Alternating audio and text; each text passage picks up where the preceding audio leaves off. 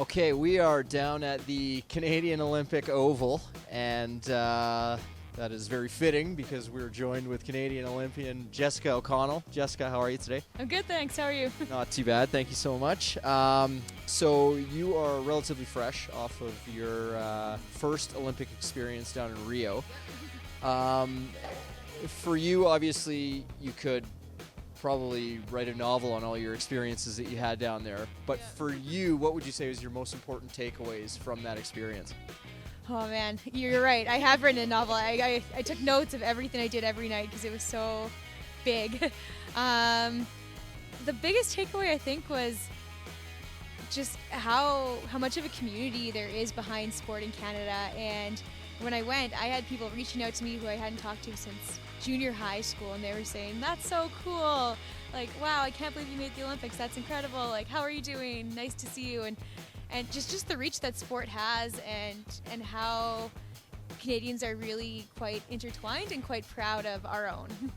That's great. So as far as being down there, how was the experience with regards to the Olympic Village and just even the atmosphere at the track? I like to call it just a big adult summer camp with less rules, mostly in regards to food. You could have as much food as you wanted. I don't remember that being a thing at summer camp. They rationed you quite hard. It was electric because everyone was just so fine-tuned. Like, everyone was so on. They were ready to perform. They were in the shape of their lives. They had all this pent-up energy, and they were all resting before their events. So lots of energy and emotion and very high-strung people. That's so cool. So we're obviously, again, down here at the Olympic Oval. You're back at your training in full swing. Yep. So for an Olympic caliber athlete such as yourself, what does the day-to-day look like as far as training goes? Well, I train twice a day, 4 days a week, and once a day on the other days. I take every other Saturday off, which is quite nice. Couple workouts a week, couple easy days a week, some weights, lots of running. I run about 150 kilometers a week. Oh my God. Yeah. I do about 6. I sleep a lot.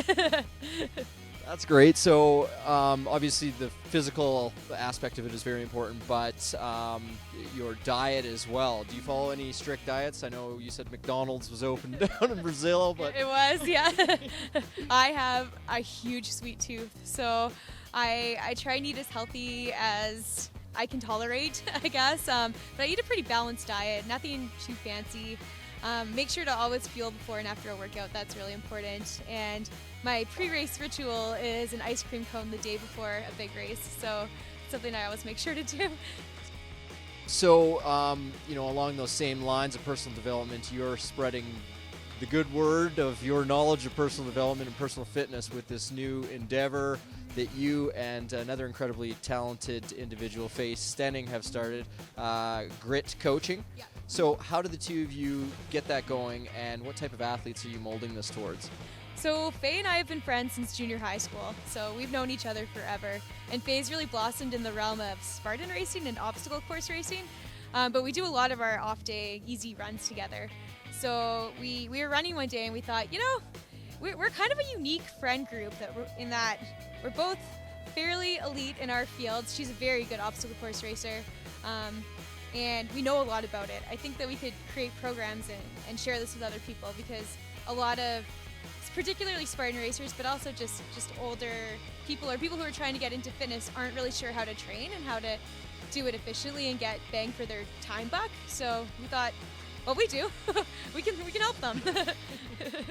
That's cool. So if people who are watching this want to potentially check you guys out, or even check you personally out, Instagram or anything, how do they got to do that? Well, our website is gritcoaching.net, and my Instagram is Jess M. O'Connell. Jess M. O'Connell. Okay, sweet. Well, I want to thank you so much for doing this interview, and I wish you nothing but luck. In you've got an array of competitions coming up, so wish you nothing but luck, and thank you so much for doing this.